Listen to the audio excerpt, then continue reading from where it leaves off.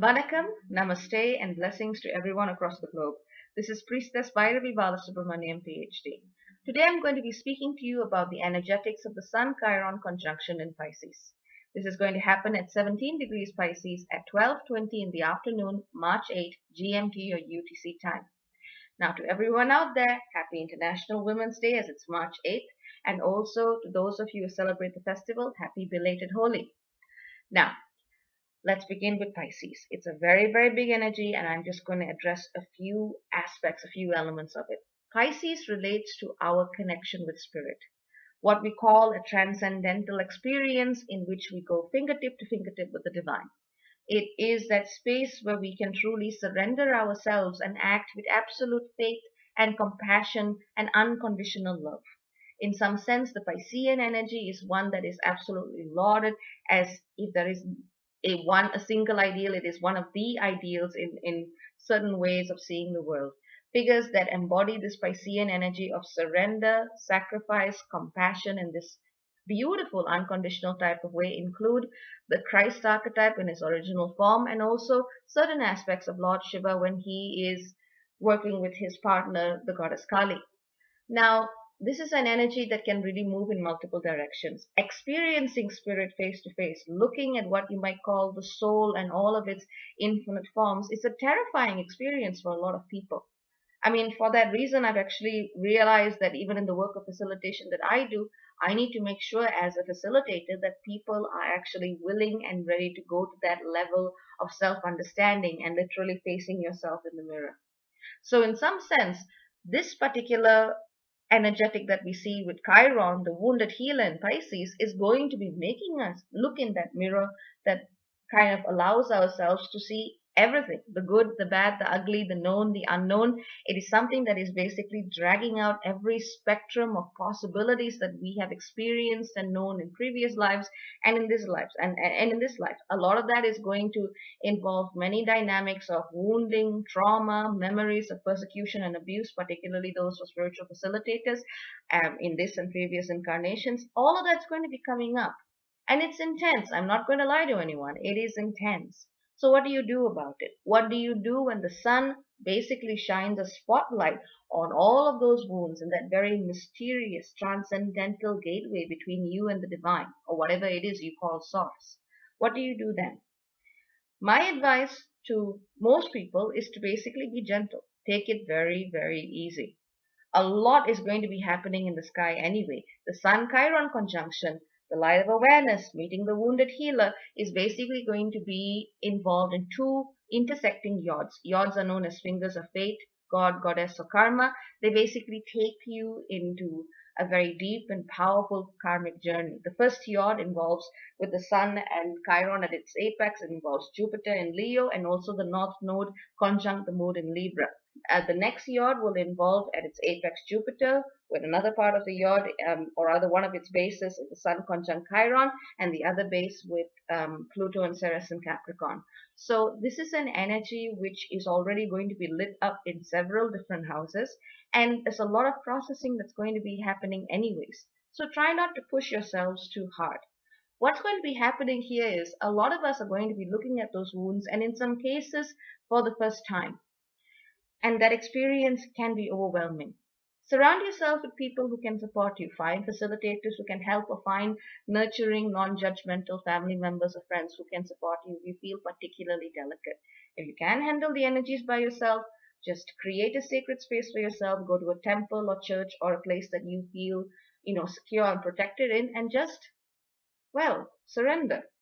Do your best in dealing with whatever you need to, and know that as part of your co-creative relationship with the universe, you have done what you need to be doing for the situation to either be resolved or for you to find whatever lesson that you need to learn and know through the situation. Make that as a focused prayer or intention. Stones that or gemstones that will be of great use for those of you who work with crystals.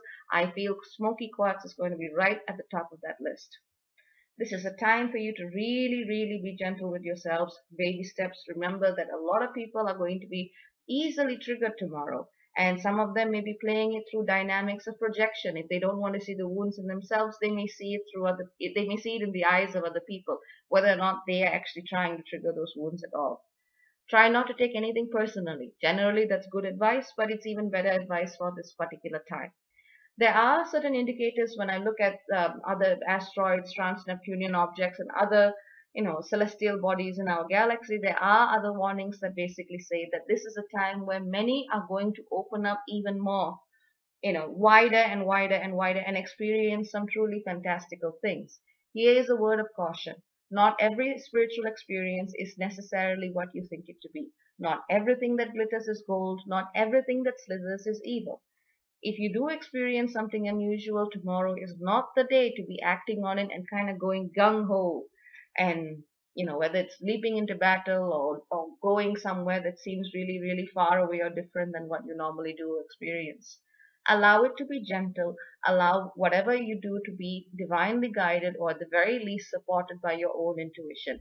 If there is something that you have a strong feeling about, or that you need some guidance or clarity on, go to a facilitator you trust or someone who has already walked that particular path and get some advice. Just be patient. Try not to jump or leap into anything tomorrow. Remain open, remain receptive, remain grounded. This is extremely important for anyone working with Piscean energies, as Piscean energies tend to kind of go somewhere else. Know that you are still a material being in a physical world which has the need for certain boundaries to be in place. And that is an okay thing to accept. That is an okay thing and in fact a good thing to actually work with. That comes with Pisces' natural opposition with Virgo. I've discussed that previously. You can look that up on one of my videos called Reclaiming the Virgin if you want to hear about that more.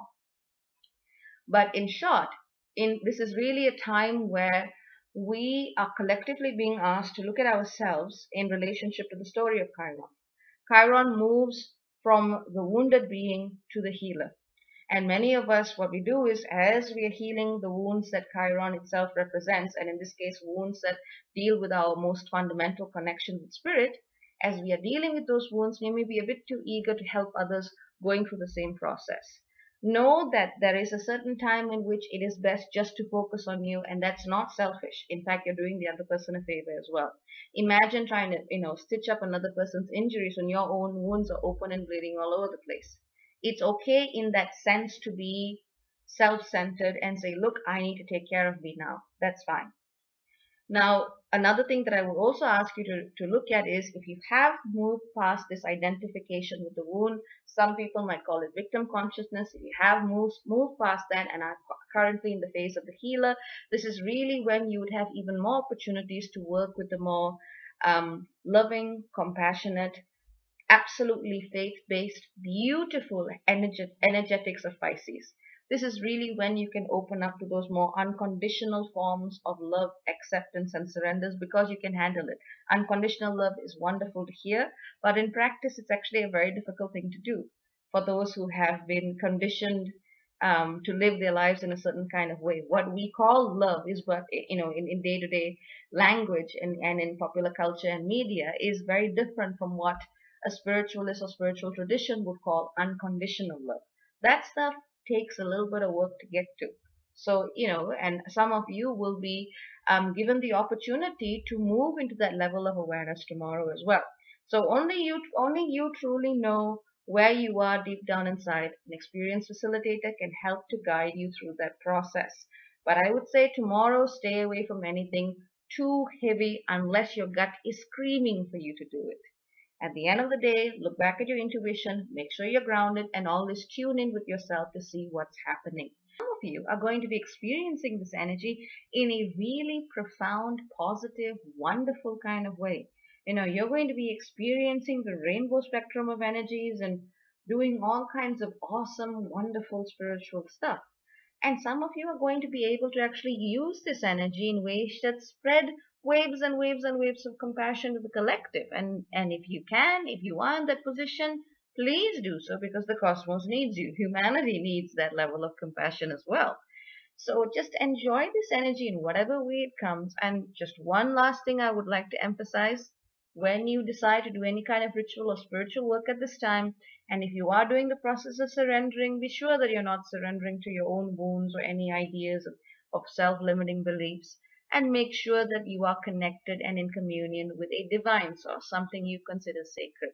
There is a lot of illusion on the spiritual journey as well, and it is something that as we go along on this path, we need to learn to differentiate and understand what is real and what is not real, what is just a projection of our own fear, and what is actually there to guide us.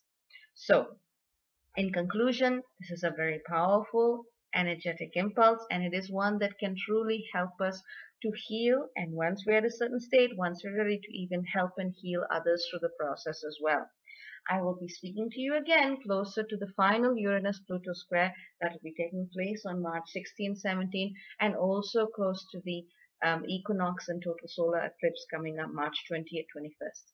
It's going to be an intense month, one that is going to change the game, the foundations of what we understand in profound ways. I can't even begin to explain just how much long-term impact this final Uranus-Pluto square is going to bring to us all. So, it's a very important time. Be gentle with yourself, be gentle to others, and know that you are absolutely loved by the universe. Blessings to all. This is Priestess Bairavee Balasubramaniam, PhD. Thank you so much for listening, and Vanakkam.